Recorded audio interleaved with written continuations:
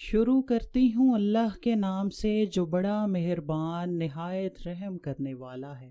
مناقب علی میں علامہ ابن جوزی لکھتے ہیں کہ حضرت عمر فاروق جب خلافت کی مسند پر بیٹھے تو انہوں نے یہ بات کس وقت کہی تھی کہ میں اس مشکل وقت سے اللہ تعالیٰ کی پناہ چاہتا ہوں جس کے حل کرنے کے لیے مولا علی شیر خدا میرے پاس موجود نہ ہوں۔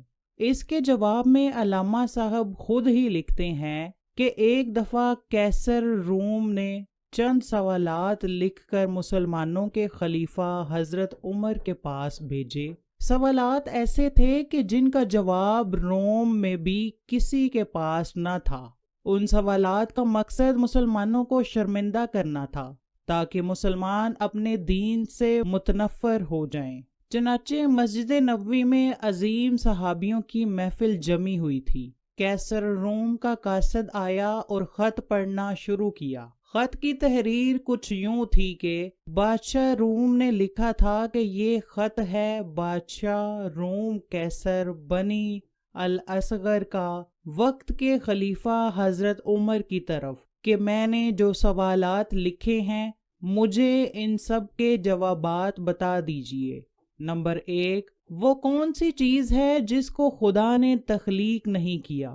نمبر 2، وہ کون سی چیز ہے جو خدا کے علم میں نہیں؟ نمبر 3، وہ کون سی چیز ہے جو اللہ تعالیٰ کے پاس نہیں؟ وہ کون سی چیز ہے جس کے سب بال ہی بال ہیں؟ وہ کون سی چیز ہے جس کا صرف منہ ہی منہ ہے؟ وہ کون سی چیز ہے جس کے صرف پاؤں ہی پاؤں ہیں؟ اور وہ کون سی چیز ہے جس کی صرف آنکھیں ہی آنکھیں ہیں؟ وہ کون سا بندہ ہے جس کا خاندان نہیں؟ وہ کون سی چیز ہے جو شکم مادر میں نہیں ہے؟ وہ کون سی بے جان چیز ہے جو سانس لے سکتی ہے؟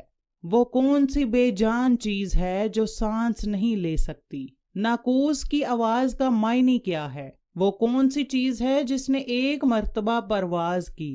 وہ کون سی چیز ہے جس پر صرف ایک بار سورج چمکا؟ وہ کون سا درخت ہے جس کے سایہ کو تیز رفتار سوار 100 سال دوڑ کر بھی عبور نہیں کر سکتا؟ وہ کون سا درخت ہے جو دھوپ اور پانی کا محتاج نہیں؟ دنیا میں اس کی مثال کیا ہے؟ جنت کے برتن جن میں مختلف قسم کے کھانے ہوتے ہیں، جنتی لوگ ایک دوسرے سے ملتے ہیں، دنیا میں اس کی مثال کس طرح کی ہے؟ جنت کے سیب سے حوریں برآمد ہوں گی لیکن ان میں ذرا بر کمی بھی واقع نہیں ہوگی۔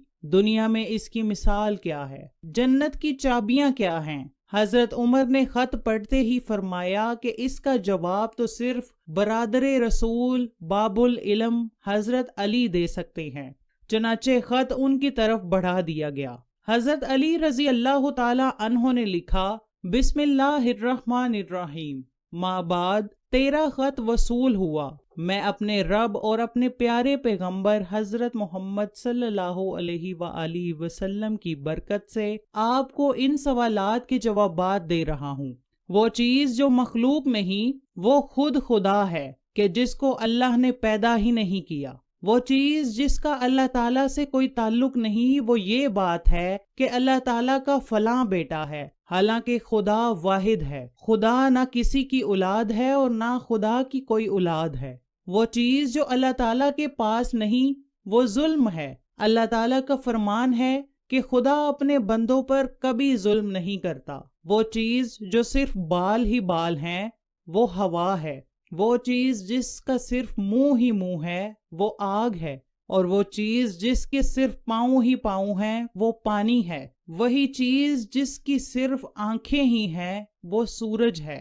وہ شخص جس کا کوئی خاندان نہیں ہے وہ صرف حضرت آدم علیہ السلام ہے۔ وہ چیز جو شکم مادر میں نہیں رہی 5 یہ ہیں۔ نمبر 1 حضرت آدم علیہ السلام، نمبر 2 حوا، نمبر 3 حضرت اسماعیل علیہ السلام کی قربانی کا دمبا، نمبر 4 حضرت موسیٰ علیہ السلام کا عصا، اور نمبر 5 حضرت صالح کی اونٹنی۔ وہ بے جان چیز جو سانس لیتی ہے وہ صبح ہے۔ ناقوس کی آواز کے معنی یہ ہیں، حق ہے، حق ہے، ٹھہرو ٹھہرو، خدا عادل ہے اور وہ سچا ہے۔ کوہ طور پر وہ پرندہ جس نے ایک مرتبہ پرواز کی تھی، دریائے نیل کی سرزمین پر سورج ایک بار چمکا ہے۔ جس جگہ پر حضرت موسیٰ علیہ السلام نے اپنا عصا مبارک مار کر رستہ بنایا تھا، وہ درخت جس کو میں اگر تیز رفتار کے ساتھ بھی چلوں تو 100 سال تک بھی پار نہیں کر سکتا، وہ شجر توبہ کا درخت ہے جس کی شاخ جنت کے ہر محل میں جاتی ہے۔ دنیا میں اس کی مثال سورج ہے، دنیا میں اس کی مثال سورج ہے کہ جس کی گردن ہر گھر میں پہنچتی ہے اور تمام زمین اس کی روشنی سے روشن ہو جاتی ہے۔ وہ درخت جو پانی کے بغیر اگایا تھا، وہ درخت ہے جو حضرت یونس کے لیے اگایا گیا تھا۔ اللہ تعالیٰ نے ارشاد فرمایا، ہم اپنے پیارے حبیب کے لیے کدو کی بیل اگاتے ہیں۔ جنت کے برتن میں بے شمار قسم کے انعامات ہوں گے، الگ الگ ہوں گے۔ ان کی مثال ہم دنیا میں مرغی کے انڈے کی لے سکتے ہیں کہ جس میں سفید اور زرد دونوں پانی شامل ہوتے ہیں، لیکن ایک دوسرے سے ملتے نہیں۔ جنت میں جو سیب عطا کیا جائے گا، اس سے حور برآمد ہوگی۔ اس کی مثال ایسے ہے جیسا کہ سیب سے کیڑا باہر نکلتا ہے، لیکن اس میں کمی واقع نہیں ہوتی۔ وہ چیز جو دنیا میں سب کے لیے برابر ہے، چاہے وہ مومن ہو یا کافر ہو، لیکن آخرت میں وہ صرف اور صرف مومن کو عطا کی جائے گی۔ وہ کھجور کا میوہ ہے جسے آخرت میں صرف مومن ہی کھا سکے گا، جبکہ دنیا میں اسے مومن اور کافر دونوں یکساں استعمال کر سکتے ہیں۔ جنت کی چابیاں کلمہ توحید ہے۔ ابن مسیب سے مروی ہے کہ خط بادشاہ روم کو ملا، اس نے خط کو پڑھ کر کہا کہ میرے سوالات کے جواب صرف اور صرف خاندان رسول سے ہی مل سکتے تھے۔ پھر دریافت کیا کہ یہ جواب کس اعلیٰ ہستی نے دیے ہیں۔ ایلچی نے جواب دیا کہ ان سوالات کے جوابات مولا علی ابن ابی طالب، جس کو حضرت محمد نے علم کا دروازہ کہا ہے، اس شخصیت نے یہ جواب دیے ہیں۔ یہ خط پڑھنے کے بعد کیسر روم نے حضرت علی رضی اللہ تعالی عنہ کو خط لکھا کہ مجھے آپ کا ارسال کیا ہوا خط مل گیا ہے۔ وہ پڑھ کر مجھے یقین ہو گیا ہے کہ آپ اہل بیت ہیں اور رسالت کا قیمتی خزانہ ہیں۔